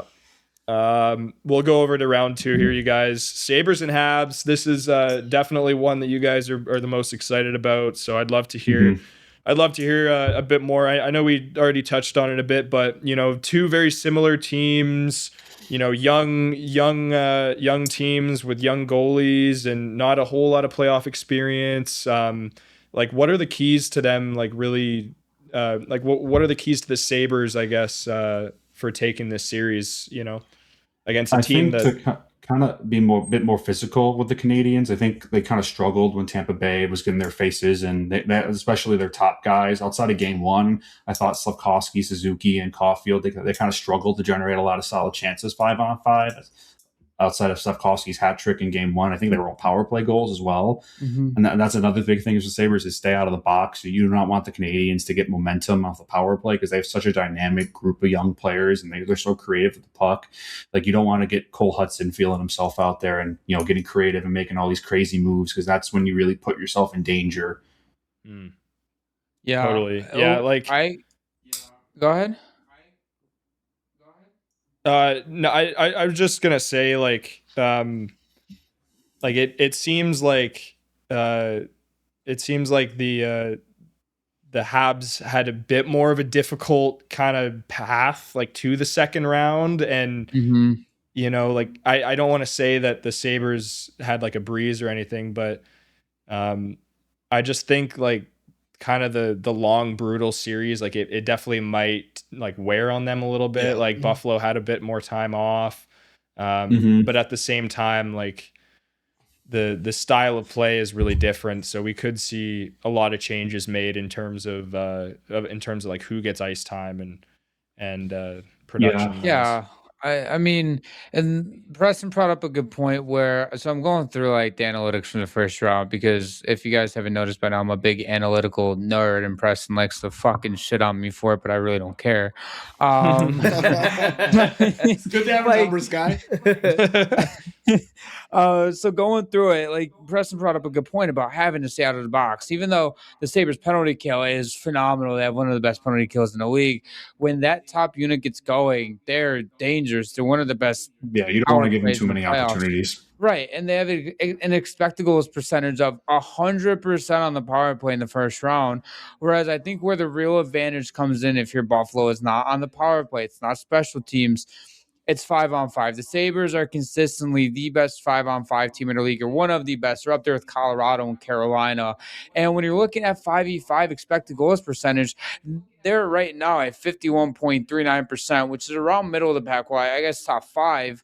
and their goals percentage is at 62.5%. Whereas you look at Montreal, they're down there with already eliminated teams except Philadelphia. Like they're 13th in the league in expected goals percentage and in just your regular goals percentage. If the Sabres stay out of the box, or they at least get power plays. I know clearly it's better to have the man advantage than be disadvantaged, but stay out of the box. I don't know about the Sabres, but well, then, that's valid. Stay out of the box. Their power play is awful. And they have the advantage 5-on-5. They have it in goaltending. I think their blue line is deeper, and I think that they have a deeper forward group. And I think this is going to be a close series. Don't get me wrong, but I think the Sabres have an advantage in almost every aspect except the power play. Yeah, totally. And like, yeah, if Montreal doesn't get the offense going, like they're so fucked. Like they were sitting dead last in the whole playoffs for shots per game. So like, you can't keep living off of that. No, and I think it's gonna be like I don't want to say it's gonna be light work for Alex Lyon, because that would be some sticker voodoo on you guys, but but definitely like. You guys do have a very big advantage in my eyes too, and like I would normally say that, after beating a team as good as the Tampa Bay Lightning, like I feel like, fuck it, like they're gonna, like maybe they'll go to the final now, because I thought Tampa was going to the final, right? Like, but I don't know. I think they're very evenly matched. I think it's very likely to go 7. That's going to be my prediction, but that's just the beautiful thing about the NHL playoffs, is it all just goes up in the fucking air after round 1. Yeah. You won't see a consistent round 1 bracket in the NHL playoffs. It's nothing like it. I saw that only 1% of brackets were maintained after the first round. Yeah, let's see how my bracket's doing. I can't imagine it's in great shape. 1% are perfect, I guess, up to this point. Which still I like. It's pretty insane. And you just know the 1% is just like the people that smacked away buttons on their computer and said, "Fuck it." Yeah. It was someone's. They submitted like 50 brackets, because there was like no limit on how many you could submit. Yeah, probably someone's girlfriend that doesn't watch hockey, and she's just killing it in the pool right now, right? Yeah. Speaking of, I'm doing incredible. I should totally have my girlfriend make a bracket. I got my girlfriend into hockey, and into the Sabres, and what I are your think secrets? I should. And she just in the background yelled. Yeah. Tell us your ways, please. It's funny. So I know we're going off topic here real quick. So her mom used to have season tickets for the Sabres way back when some personal stuff happened, yada, yada, yada. And then they haven't really had it. And because the Sabres have been bad, her mom hasn't really been, watching hockey, because that's a lot of people in Buffalo, right? And then the Sabres started becoming good, and I came along, and then her mom started to get into a little bit more, and now me and her moved in together, but I would go over to her house, and every like Friday or Saturday night the Sabres would be playing, so I'd be like, let's throw on a Sabres game. So on a Sabres game, and at first she was like, yeah, this is kind of boring, and it kind of grew on her a little bit, and now she's like actually watching NHL playoff games with me that aren't the Buffalo Sabres. Is pretty sick. Hey, sorry, I kind of ran. You got her in the jersey and everything. Yeah, I like to credit myself with the Sabres' success a little bit. I went down to Buffalo for a Bills game. It was early October. I was talking to a fella beside me there. He said, "I need the Bills to be good this year because the Sabres just make me want to fucking kill myself." And I said, "You know what, man? It'll all be okay." And, so not to give myself too much praise here, but yeah, brought some good Canadian juju. But yeah, I guess just make sure to keep Josh Allen out of that stadium. And I think Josh will take one for the team and say, you know what, if they keep winning, I'll stay away from them. Yeah. I thought it was funny too. I saw a post from a Sabres fan on Instagram about just talking about Habs fans, like please don't buy all our please don't fill out the arena with Habs fans. Like, let us have our time, let us have our moment. Like we haven't been here forever. Like, I don't think it's gonna be as bad as people are saying. Like, there's gonna be Canadians fans are probably the most passionate fans in the league. They go all over the world to watch their team. So there'll be a decent amount of fans there, but I don't think they're going to take over the arena. Like I'm not selling I would never sell my tickets to a Canadians fan. I'd rather like take a loss on it to sell it to somebody that I know is a Sabres fan than sell it to a fucking Canadians fan. Yeah. That's dedication. Are you going to be at any of the games? Yeah, I have season tickets for the Sabres, so I'm going to be at every game that I possibly can be. Wow. Well, definitely blow Tage Thompson a kiss for us. Oh, I gotcha. Yeah, we love Tage over here. Actually, no, fuck that guy. He was on the Olympic team. Who's a Canadian on the Sabres? Anybody?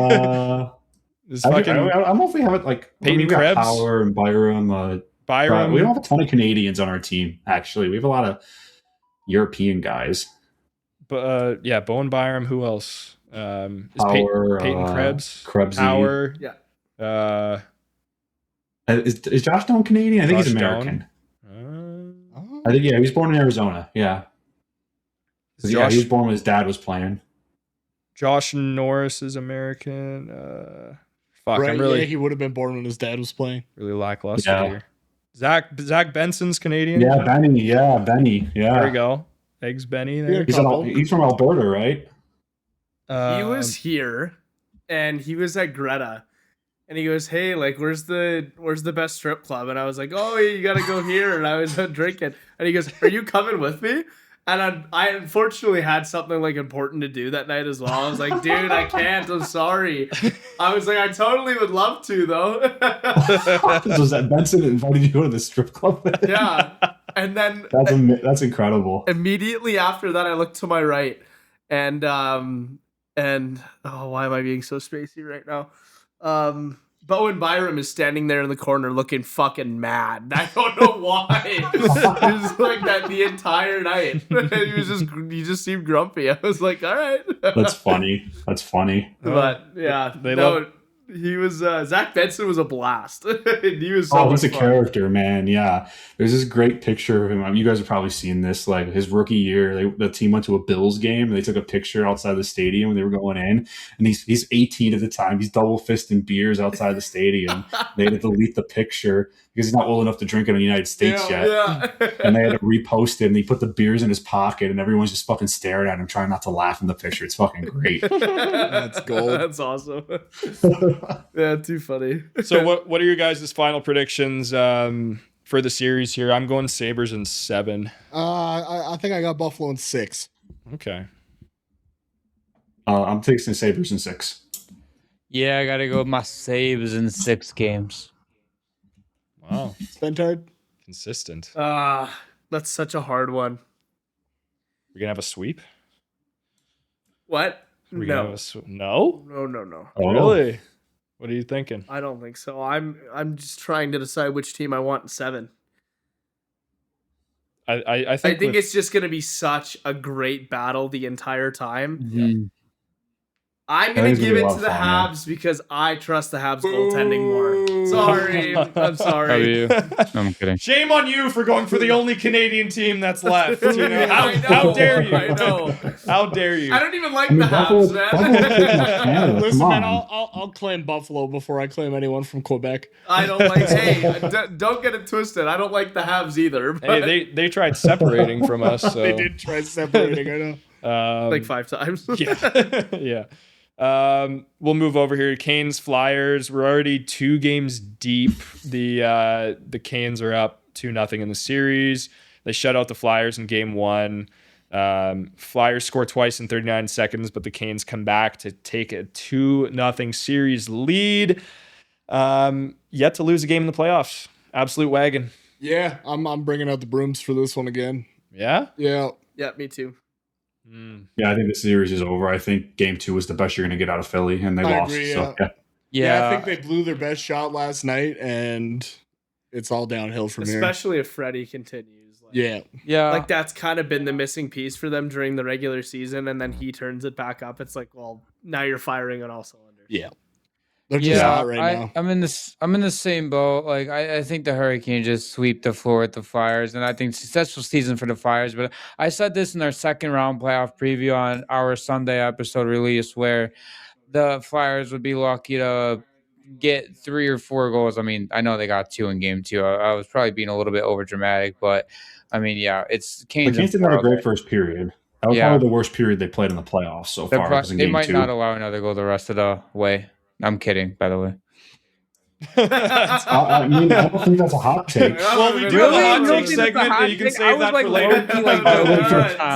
For the playoffs or the series? Oh, for the series. For the I think the Flyers might score 2 more goals the rest of the series. Yeah. Okay. All right. Wow. Okay. I don't think that's crazy. I think the Hurricanes are just that hard of a team to beat. Okay. All right. Okay. Well, hear me out, boys. I'm gonna stray a different way from my prediction here. I think the power of gritty at home. I think he's gonna be up to some shenanigans. He's gonna put some Kansas City Chiefs devil magic on them, per se. And I think they're gonna knock off a game. Canes in 5, baby. Canes in 5. That was great. Let's go. That was absolutely great. Yeah, I gentleman's sweep. Yeah, I fucking love the whoever is in that gritty costume, man. They're Pretty the best mascot in the league. So entertaining to watch. Pretty might be the best mascot in sports. I love Did Gritty. you see the video of it's like a POV of people running down a hallway? He's like chasing them out of there. Yeah. The caption is helping Penguins fans get home safe, and then he turns the camera around and it's like his googly eyes going crazy. Oh, yeah. Dude, that cracked me up. I showed Alyssa and she was like, "That's so weird." I was like, "You don't get it. You don't know gritty like I do." Yeah. I don't know, man. I know that Montreal fans are arguably like the most passionate in the league, and Buffalo fans have been fucking absurd as well, but something about Philly fans too, man, they're kind of just crazy as well. They're crazy too. Yeah, they hate everybody too. Oh, Philadelphia's got to be a fucking nut house right now, man. The Flyers, they got the Sixers in round 2. It's looking like Gotham down there. Yeah. I mean, when the Eagles won the Super Bowl a couple years ago, didn't they just start fires in the street? Yeah. They're crazy down there. They're maniacs. They're more violent. Yeah, Montreal Canadiens fans. I like the troll folks, man, but Philadelphia is the one place I won't. I'm worried that if I went to a game in Philadelphia, I'll wear a hoodie over my jersey. Yeah, if I was wearing a Sabres or a Bills jersey, they might just knock me out. Yeah, if not worse. Especially if they lose to the Sabres or the Bills. Yeah, I'm just getting the fuck out of there. Wake up with a sword touch. Yeah, it's brutal, man. I've thought about it. I'm like, if I ever want to take myself out, I'll go to an Eagles game in a Cowboys jersey. Yeah. What a way to go. I don't need a traditional type of suicide, but if I ever want to commit, I'm buying nice tickets and I'm yelling for Dak Prescott for 4 quarters. What a crazy way to go. Perfect time to move on over to the Avs and the Wild. You know what, though? Sidebar, though, you actually have that ability being an AFC West team. You could just go to a Raiders game. I know. 100% you could. True. I've very similar situation. No, it's different now that they're in Vegas. Yeah, I guess so. No one cares. The Vegas fans are much less violent than the Oakland fans. Yeah. I don't know if it makes it that much better, though, because I've seen a couple videos in Vegas of them Dude, the diehard Raiders fans can't afford to get into the game. They're all, they're all on welfare, man. Give me a break. Yeah. Avs in the Wild. Avs currently up 1-0 in the series and currently up 3-1 in game 2 as the time that we're recording this. Insane game 1 with 15 goals. McKenna, Makar, and Natchez each with 3 points, and Devon Taves with 4 points. Yeah. And the Wild now have 3 of the top 5 point leaders in the playoffs: Hughes, Boldy, and Kaprizov, which likely changes after this game. But Well, that was nuts, man. I mean, me and Spen had our flag football game going on during that. I'm driving Rishi home, who's, for some context, Rishi's not the brightest, not the brightest guy. And shout out Rishi Nakum. He's a Bills fan, actually. We could say that. I asked him, I go, Rishi, what's the score of the Avs and Wild game, and he tells me fucking, I think it was like 7-5 at the time. I'm like, no, what's the actual fucking score of the game? I chalked it up to him not being able to read. Yeah, that was a crazy game for sure. Mm-hmm. Yeah, I know it's a little late for you guys, so you're probably watching the highlights and all that, but yeah, I mean, do we think that the Stanley Cup champion comes out of this series? Because I mean, I do. The way that it's kind of stacked up. Yeah. I think without a question. I don't even think out of this series, I think I could pinpoint which one it is. Yeah. I mean, it's looking very favorable for Colorado if they go up 2-0 here. So, like, just their depth is just like so unmatched. I mean, I still have Minnesota going, and I know like a lot of people were talking about how lackluster Minnesota's like center depth is going into this series against Dallas, but and they were able to prove a lot of people wrong. But I mean, Colorado's a different beast, man. As long as they stay dialed in like this and healthy, like, yeah, I don't know. Yeah. I think taking Wallstedt out and putting Gustafsson in after one game. Like, I know I made my case for kind of the split net in the regular season. You can do something like that. Really fly, yeah. I don't really love that decision in the playoffs. I kind of agree too. I think they should have kept Wallstedt. I think when Wallstedt goes back in next game, which I think he will, because Gustafsson hasn't been playing fantastic, I think that changes things quite a bit. Yeah, I won't write off this series until they go back to mini. But yeah. I'm getting there. I mean, I think with this series, to me, just the Avs, like, they have the depth to play against any type of team. Like, they played in some low scoring games against the Kings, and they were able to just turn it on in game 4, and they just wanted to put them away. And then they win a game 9-6 against the Wild, so they can prove they can keep up in a track meet too. This team's going to just play in any kind of situation, and I don't know if there's a team left in the playoffs that can beat them. Yeah, they're just so equipped for it, right? Like, yeah. I mean, man, Carolina and Colorado would be a hell of a matchup the way Carolina's playing right now. Carolina would have to play pretty much perfect to have a chance against them. Yeah. And the thing is, like, my outlook so with much, it is I picked Minnesota to win in this series. I think it was in 7 games, I believe.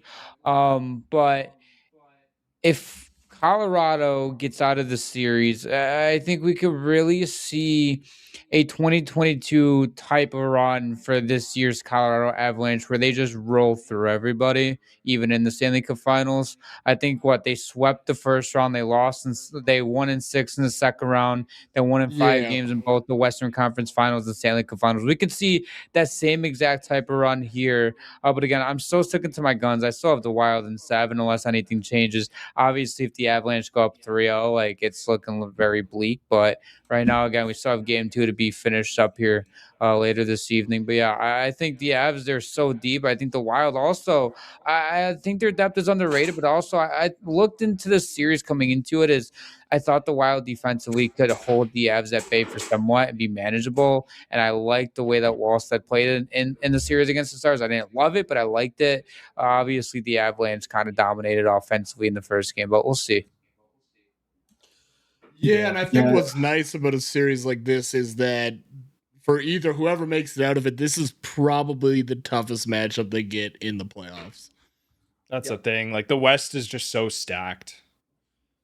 Like, I think a conference final is easier than this. I think the Cup series is easier than this. Yeah, I would agree. Could definitely be. It definitely could put a lot of wear and tear, on whoever. Like, if this is a grueling 7-gamer, then. But then, Colorado, they only had to do 4 against LA, so it's a bit of a different story versus. Yeah, because that's Minnesota. The thing with Colorado is, like, they came out healthy after the first round. Minnesota is missing Eriksson Ek tonight, which is a huge loss. Their center depth is already kind of shaky to begin with. It's looking like they're probably going to lose this game. They're down 3-1 with like 2 minutes left in the second. I think if they go back to Minnesota down 2-0, it's really hard for me to see a way for them to claw back into this series and win it. Yeah, I had Minnesota winning the Cup in my bracket. I thought if they came out of the series against the Stars that they could use that momentum and put it against Colorado in a really good way, but it's not really looking that way right now. I mean, you know, they are leading in shots 19-16 right now, but it just seems like Colorado's had a lot more possession and they've just played the puck a lot better and made better passes. But I'm gonna go Colorado in 7. I think it still does go the distance. I do want Minnesota to win, don't get me wrong, but if I'm being realistic right now, I think Minnesota knocks a few off, but I could see it going to 7. I'm going Avs in 5. Wow. Yeah. I'm gonna say something crazy. I'm gonna go Mini in 6. Oh wow, that's crazy. Yeah. That is crazy. Is that your hot take right now? Or it was going to be, but I want to do something a little spicier for the hot take. Right. I think it goes back to Minnesota. I think they catch fire and roll all the way through. I will take the Avs in 6. Okay. Yeah, I'm sticking to my guns. I don't care how dominant the Avs look so far. Wild in 7, baby. Right on. Actually, fuck it. Wild in 7. I'm jumping back on. You bandwagon. It was my pick. Like, I'm just kidding. I can't back out. I can't back out on my pick. I'll stick with it. I'll go Wild in 7. Going over to our last series here, Vegas and Anaheim. We did talk quite a bit about the matchup and you know, kind of how similar the matchup is going to be for Vegas. You know, Anaheim and Utah, I think they're very, very similar teams, like just, you know, pace wise and depth wise. And, you know, they both got the youth and play with speed, but I think it's, you know, the same kind of story. You know, with the Knights taking game 1 at home with a 3-1 victory, they're 9-2 when winning the first game at home in any playoff series. So we'll see how it goes. But I mean, they got guys like third liners like Brett Howden, like turning the fuck up. He's been incredible. Like 5 goals in the last 4 games. Yeah. But you know, and Carter Hart seems to be dialing it in a little more, but I think Vegas takes this as much momentum as Anaheim has.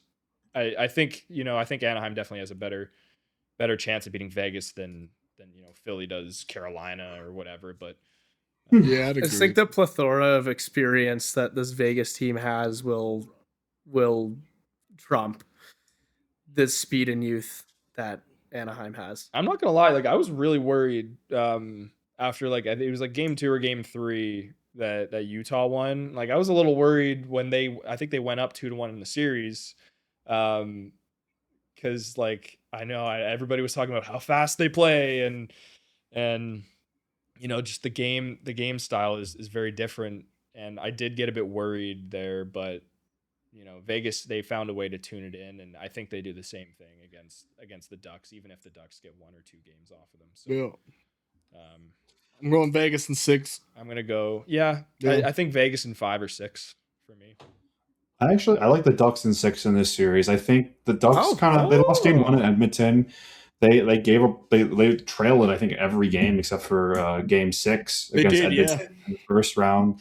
I don't think this adversity frightens them. I think they're really well coached. They've been resilient, and I like the Ducks in 6.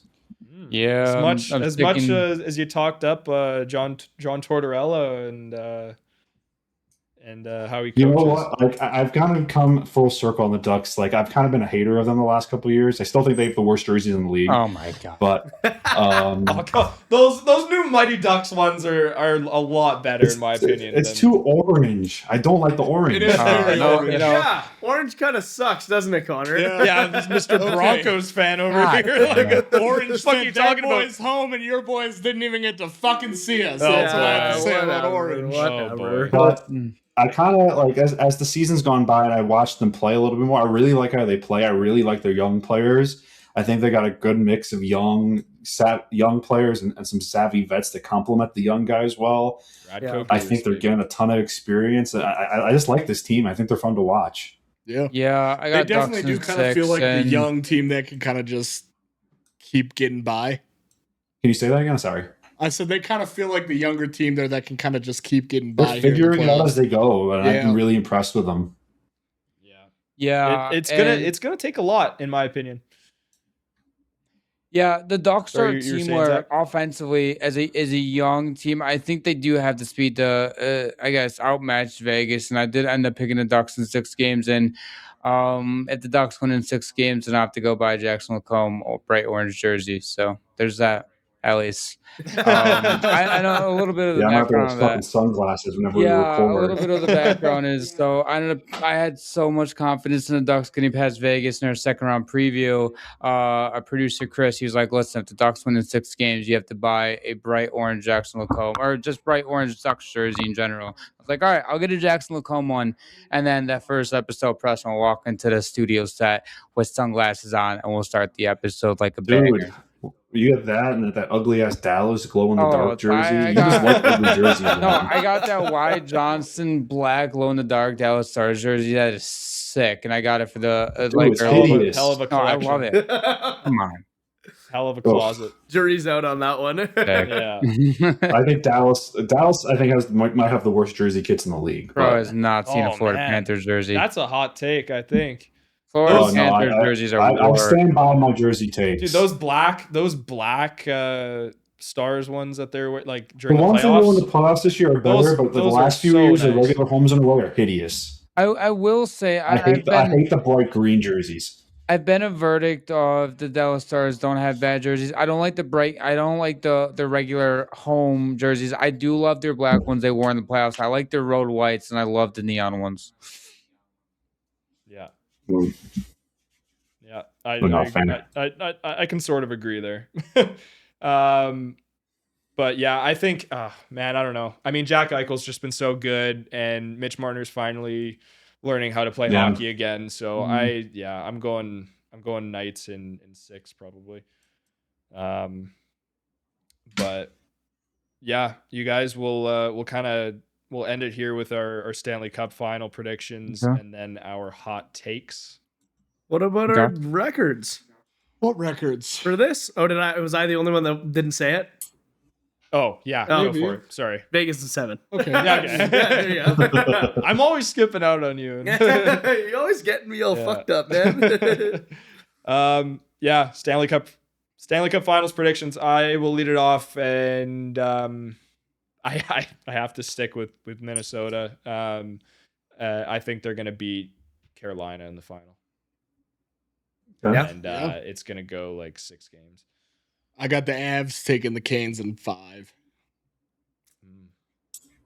I got Mini taking the Canes in 6. I have the Avs over the Canes in 6. Yeah, I have the Avs. I believe I have the Avs over the Canes in 5 or 6 games. I'll go. I'll give the Canes. You got the Avs winning the cup, but you got the Wild winning the series against this guy. He flip flops, man. He flip flops all the time. Where's the consistency? Originally, I will say, I had the Dallas Stars against the Carolina Hurricanes, and the Hurricanes taking that series, and that threw a wrench. Bro, this dude dick rides the Stars, dude. I think he bought a Wyatt Johnson jersey because he got so fucking committed to the bit, and now he doesn't even fucking wear it. No, I don't wear it. I wore it one time, and it was to a Sabres and Dallas Stars hockey game. Yeah, because I told you wouldn't fucking do it. Yeah, I fucking get it. Man. I proved them wrong. Even to a Sabres game is crazy. Brutal. Oh. I think that goal was that the game that what's his name? Fucking Eric Comrie letting 10 goals. Yes. Yeah. Brutal. Shout out Eric Comrie. What? Yeah, legend. We gotta shut out the next game.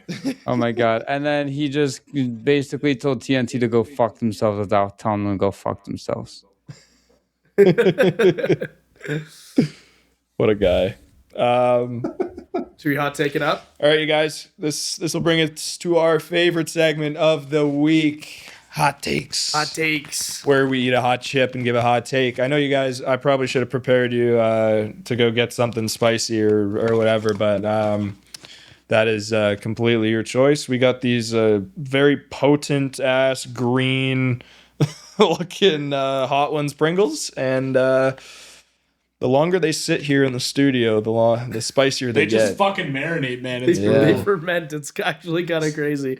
Yeah, Once you get to the bottom of the tin, it's actually like murder your mouth hot. Yeah. They're caressing my nostrils right here, but I'm going to hand it over to Spencer to lead us off. Okay. Because I know you got yours ready. Okay, my hot take for the NHL playoffs this year is that Brock Faber is going to be the Conn Smythe Trophy winner. Oh my God. Wow. It's layered. Jesus. It's hot as fuck. Whew. I would love that, with him on our playoff pool, but you guys are thinking with your dicks. Damn. All right, my hot take is that the Carolina Hurricanes make their way to the Stanley Cup Finals 12-0. They don't lose a single game before the Cup Finals. Holy shit. What? That's wild. Okay. Oh, Jesus. Yeah, these ones are hotter. Oh, man. Alrighty. My hot take, I think you boys over in Buffalo would really like this one, but I think, or my hot take for round 2 here is going to be that Juraj Slafkovsky doesn't score 1 goal in the series. Boom. Really? Yep. All right.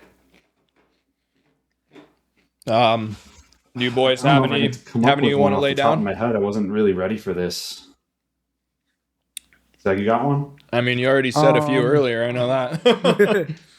I'm usually the king at saying the most completely outrageous takes, and Preston called me a fucking idiot, but I'm drawing a blank. I'm gonna. Dude, you say some outlandish shit sometimes, man. I love it. You know what? I do it for clicks. Yeah, keep I do in it check. for bait. Do I believe it? Yes. I think it's a hot take though in the moment. I'll tell you what you said. He was like, "I fucking said that," and I was like, "Yeah." Maybe just throw out something you think is reasonable. You know what? Okay, I'll go to the second round series of the Hurricanes and Flyers. I think Frederik Andersen allows no more than 1 more goal the rest of the series. Wow. Yeah, that one was toasty. That was very crazy. hot. Yeah. Oh man, I don't know if I can think of one right now. I mean, if you want to go the route of saying Flyers beat the Hurricanes around 2, by all means, be my guess. Not, but that's just idiotic. Pressure on Preston right here. I guess I'll stick in Carolina. Philly has the easy one. I don't think the Hurricanes will trail in a game for the rest of the series. Yeah. All right. I feel like doing that two series in a row has that ever been done? That's no, because they trailed yesterday. Yesterday was the first time they trailed. Oh, they did. They did. Right. Technically, yeah. True. You know what? One obviously, I don't believe this, but something that you could really say is something along the lines of Jackson Lacombe wins the Conn Smythe this season. But obviously, I don't believe the Ducks are going to win the Stanley Cup, so I can't say that. Yeah, fair. Mr. Consistent. I kind of like that though. That's a good one too. Both him and Faber, like the young studs. I mean, like. And I mean Jackson Lacombe, like it's not like he's playing on a line with Quinn Hughes, right? It's a little little different story, but still been incredible. Well, you guys, that's gonna do it for the Stick Crew. Thanks so much for watching, everybody. Make sure to like and subscribe on the YouTube and to follow us on Instagram, TikTok, X. Go join the Discord. And go check out the Checking From Behind podcast. Also on YouTube, on Spotify, Instagram, Apple Podcasts, wherever you get your shit. Thank you so much, boys, for coming on. And I hope we get to do this again sometime soon. Maybe before the end of the playoffs. Who knows? If not, we'll definitely see you next season for sure for some hockey content. Oh yeah, appreciate it. Yeah, thanks for having us on, guys. It was a lot of fun. Right on. Right on, boys. Sticks down, drinks up. Peace. Peace.